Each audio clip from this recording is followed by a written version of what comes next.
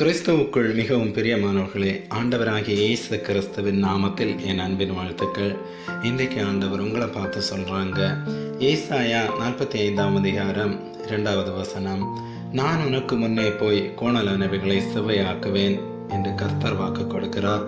பிரியமானவர்களே, ஆண்டவருக்கு தெரியும் நமக்கு முன்னாடி கோணலான வழிகள் இருக்கின்றன.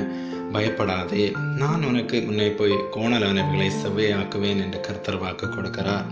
கர்த்தர் நமக்கு முன்பாக ராஜாவாக இருப்பார். நீங்கள் ஒருவேளை கலங்கி கொண்டிருக்கலாம். குடும்ப வாழ்க்கை இப்படி ஆகிவிட்டதே, வேலை காரியத்தில் பிரச்சனை ஆகிவிட்டதே என்று கவலையோடு இருக்கீங்களா? கவலைப்படாதீங்க.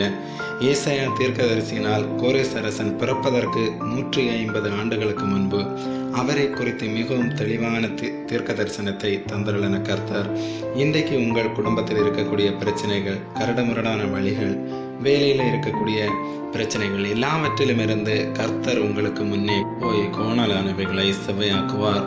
கர்த்தர் உங்களுக்கு தேவையான ஒவ்வொன்றையும் நிறைவாக தந்து உங்களை ஆசீர்வதிப்பார். தேவன் நமக்கு முன்னே போவார். சரியில்லாததை சரிப்படுத்துவேன் என்று வாக்கு கொடுக்கிறார். ஜெபிப்போமா? எங்களை மிகவும் அதிகமாய் நேசித்து வழிநடத்துகின்ற அன்பின் பரலோக பிதாவே, இன்றைய நாளுக்காக நன்றியேப்பா. கோணலானவைகளை செவ்வையாக்குவேன் என்று வாக்குத்தத்தம் பண்ணின கர்த்தாவே, இந்த வார்த்தையை கேட்டுக்கொண்டிருக்கிற ஒவ்வொருவருடைய வாழ்க்கையில், குடும்பத்தில் இருக்கக்கூடிய கோணலான காரியங்கள் செவ்வைப்படுத்தப்படட்டும், சீர்படுத்தப்படட்டும். கர்த்தாவே, உம்முடைய பிள்ளைகள் ஒவ்வொருவரையும் கரம் பிடித்து வழி நடத்துங்கப்பா. பிள்ளைகளுடைய வாழ்க்கையில் நடக்கின்ற மோசமான வழிகளில் இருந்து இன்றைக்கு விடுதலை உண்டாகட்டும்.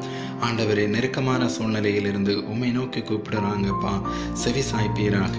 இயேசுவின் நாமத்தில் ஆமேன். God bless you.